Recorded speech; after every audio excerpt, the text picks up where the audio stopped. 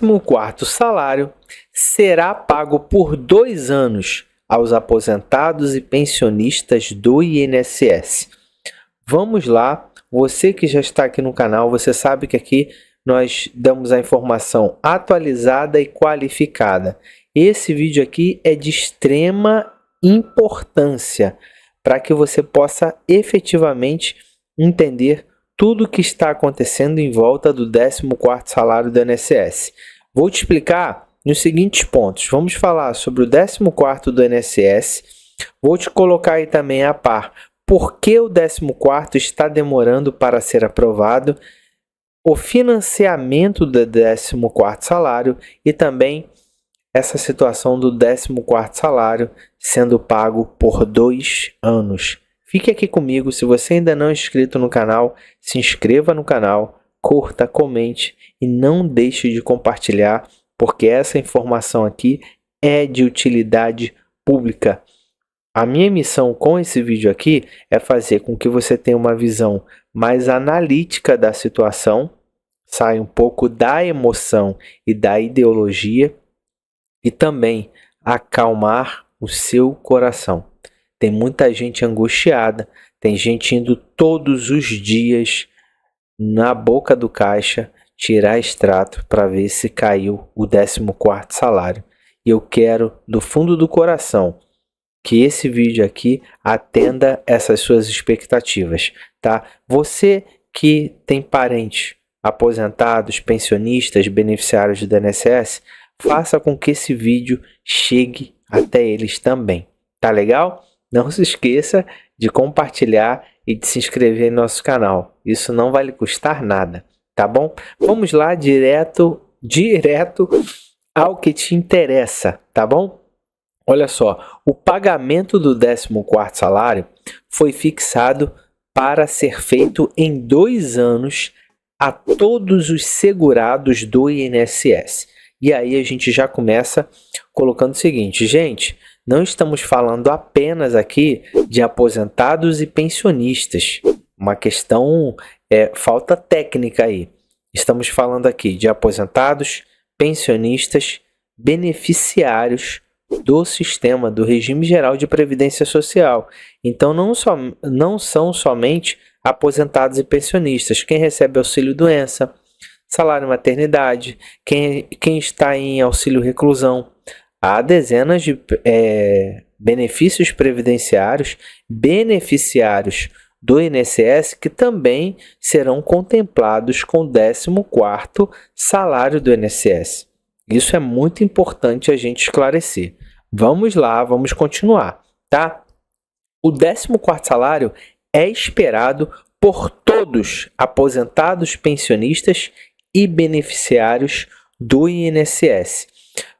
Esse projeto ele começou em 2020 e aí foram diversos deputados e senadores que se mobilizaram ali no sentido de fazer com que isso fosse pago em 2020 e 2021, tá? Só que infelizmente isso não aconteceu. A justificativa era aquela situação toda ali da pandemia, tá legal? Só que infelizmente o 14º não veio em 2020 e infelizmente não veio em 2021.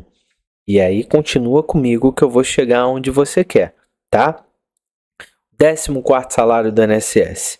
Ao longo dos debates sobre o pagamento desse 14º salário emergencial aos segurados do INSS, foram feitos 2 projetos de lei. O projeto de lei 3657 de 2020, de autoria do senador Paulo Paim, e o projeto 4367, de autoria do deputado Pompeu de Matos, do PDT do Rio Grande do Sul. Tá? Lembrando que o senador Paulo Paim, se não me engano, também é do Rio Grande do Sul e também é do PT, do mesmo partido. Tá legal? Ambos aí do PDT. Não, um é do PT, né? E outro é do PDT. Então, só para você identificar. Tinha um projeto de lei no Senado, correndo, que era o 3657 de 2020, senador Paulo Paim. Projeto de lei 4367 de 2020 do deputado federal Pompeu de Matos. Uma das coisas mais tristes que aconteceu nessa história do 14º salário foi o superendividamento dos aposentados. Os aposentados foram pegos com a seguinte narrativa: olha, pega empréstimo, vai sair seu 14º mesmo, quando sair você quita o empréstimo. Só que esse empréstimo, esse 14º nunca saiu. E hoje, esses empréstimos não saíram mais também do contra-cheque do aposentado. Só que olha só, gente, muitos desses empréstimos, CDC, sindicatos e associações, RMC, RCC, não eram mais para estarem aí no seu contra-cheque. Então, o que você vai fazer? Conversa com a Thaís da Copa Revisões, porque ela vai fazer uma análise técnico-contábil dos seus últimos 5 anos de contra-cheque. E tudo que foi descontado indevidamente nesses últimos 5 anos, praticamente esse tempo todo do 14º, né? A história do 14º começou em 2020, nós estamos em 2024, então praticamente toda essa trajetória, não, começou em 2019. Então, olha aí, ó, os últimos 5 anos, gente, pega desde lá do início. Então, se você foi prejudicado com a história do 14º salário lá em 2019 e está sofrendo com isso até hoje, você pode pegar o seu contra-cheque, fazer uma análise técnico-contábil, tudo que foi descontado ou roubado de você, foi descontado indevidamente, de forma ilegal, empréstimos que já deveriam ter sido encerrados, tudo isso vai voltar para você em dobro e ainda você pode estar recebendo aí uma indenização de 5, 10, 20, 30 mil reais. Então, vou deixar no primeiro comentário fixado o contato da Thaís da Copa Revisões. Você vai poder falar com ela pelo Instagram, pelo Facebook ou pelo WhatsApp. Então, fique à vontade para conversar com ela e começar a gerar cidadania hoje na sua vida. E agora vamos seguindo com a explicação sobre a explicação histórica de tudo que aconteceu no 14º. Beleza? Conseguiram entender isso daí? Vamos lá. O que ocorreu é que em 2020, ambos os projetos, como eu falei, foram elaborados em 2020, mas não avançaram. Por que não avançaram? Por dezenas e milhares de interesses.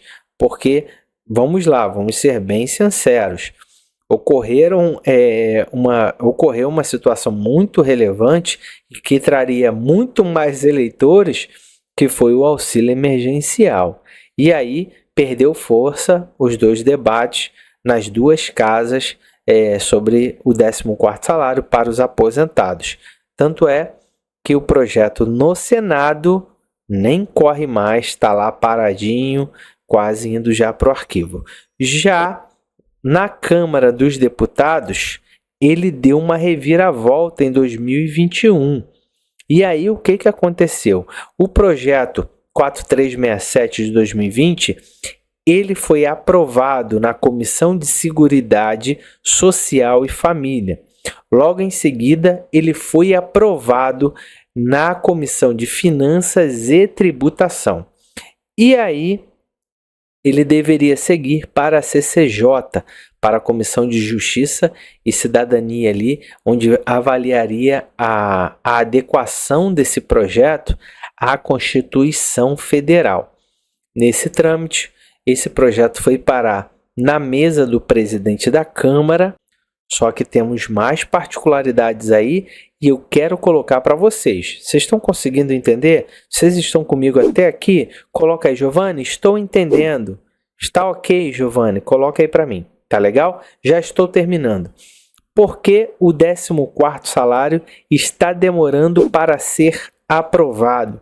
É uma pergunta muito feita por todos os beneficiários do INSS, principalmente aposentados e pensionistas. Vamos lá, Giovanni. Olha, vamos lá, pessoal. Olha, alguns pontos evidenciam a demora da aprovação desse 14º salário, tá?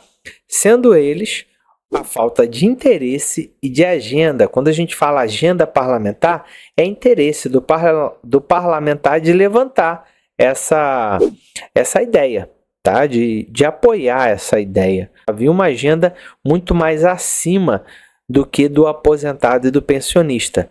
Então fica ligado, tá? Então faltou interesse político de aprovar essa agenda, de aprovar o 14º salário para aposentados, pensionistas e todos os beneficiários do sistema ali do regime previdenciário, mesmo sendo um tema de extrema relevância social, econômica e também pautado ali na questão da dignidade da pessoa humana, que a gente sabe que o 14º é fundamental para muitas famílias, mais da metade das famílias brasileiras.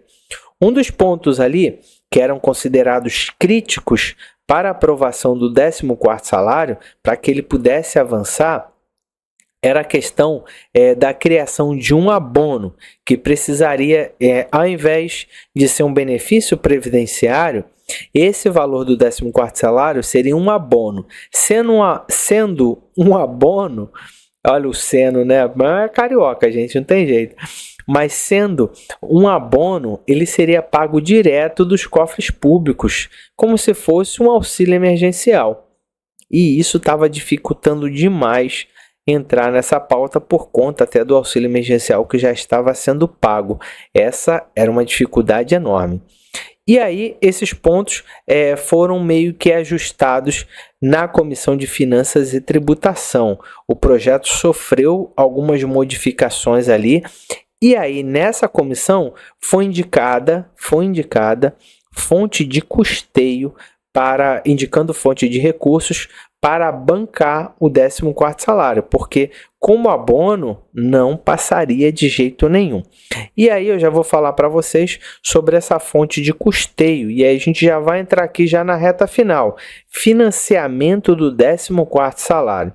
Durante essa aprovação, essa apreciação na Comissão de Finanças e Tributação da Câmara dos Deputados, o texto recebeu uma emenda saneadora. Essa emenda ela pode parecer boa, mas ela é perversa.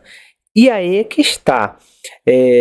Quem está bancando, quem levanta a bandeira, quem realmente está falando da luta, deve atentar para esses pontos e buscar tanto o engajamento de si, quanto o engajamento dos aposentados, quanto cobrar desses deputados que levantam essa bandeira o tempo todo. Número 1, que muitos deputados que falam para você que estão defendendo essa luta, eles votaram favoráveis, tanto deputados e senadores, à questão da aprovação do fundão eleitoral e também da emenda de relator. Se pegasse o fundão eleitoral mais a emenda de relator, daria para pagar uma parcela do 14º. A gente está falando de duas, e aí eu vou entrar agora para a gente entender isso. Só que, olha só, o que foi colocado, foi feito ali, né, umas mudanças ali na Comissão de Finanças e Tributação da Câmara, e aí colocou o seguinte, a possibilidade para que ela se encaixasse na lei fiscal. E aí colocou assim, indicando uma fonte de recursos para a medida que agora poderia sofrer ali, né, passar pela tramitação processual, pelo processo legislativo com mais facilidade. E aí como é que ficou o financiamento do 14º? Já estou acabando, peraí. Durante a apreciação na Comissão de Finanças e Tributação da Câmara dos Deputados, o texto recebeu uma emenda saneadora que determina, olha só, que a implementação da lei, olha isso aqui que eu falei com vocês que isso aqui é perverso, fica condicionada à existência de dotação orçamentária prévia suficiente para a cobertura das despesas. Vou ler de novo. Olha só, lá ninguém te contou isso até agora. Se você está aqui comigo até agora, você fala se alguém te contou isso. Lá na lei que pede o 14º, tem o seguinte apontamento dentro dessa lei. Fica condicionada, ou seja, fica condicionado o pagamento do 14º, as duas parcelas de pagamento de 14º, à existência de dotação orçamentária prévia suficiente para a cobertura das despesas. Preste atenção nisso. E fique comigo aqui, tá? Então, eles basicamente tentaram informar 3 fontes para custear esses 2 pagamentos de 14º. Seria o aumento da alíquota o aumento da alíquota da contribuição sobre o lucro líquido, CSLL, contribuição sobre o lucro líquido. A revogação de algumas isenções fiscais também, e a gente acabou de ver o governo federal renovando mais isenções fiscais, tá? E redirecionamento de dividendos.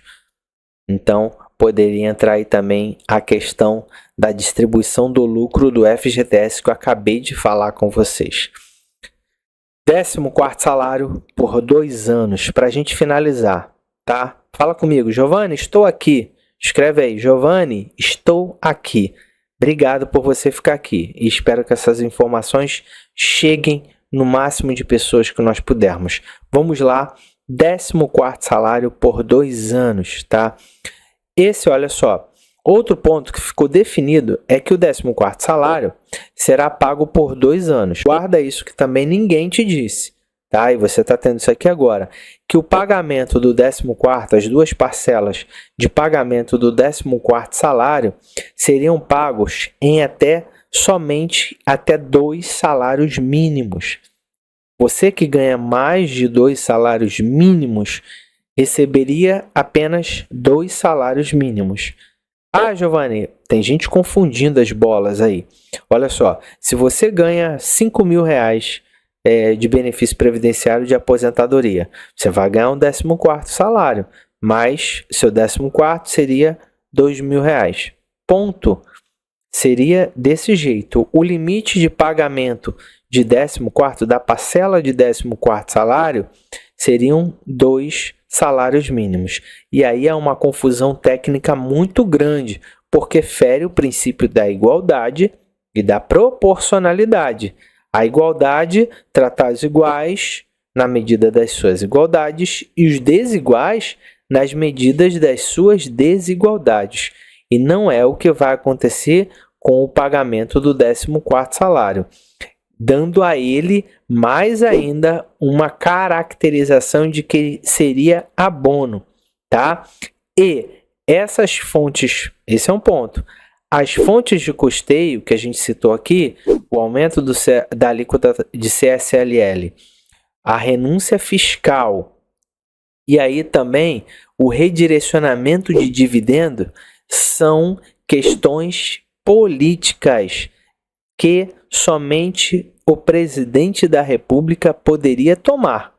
Tá? O CSL é imposto ali norteado de extrafiscalidade, a renúncia fiscal também é feita pelo Poder Executivo e redirecionamento de dividendos também. E aí, para a gente finalizar, tá? Desculpe o tamanho do vídeo, mas o meu compromisso contigo é com a verdade. Com a verdade. Então, diante dessas circunstâncias, temos alguns empecilhos.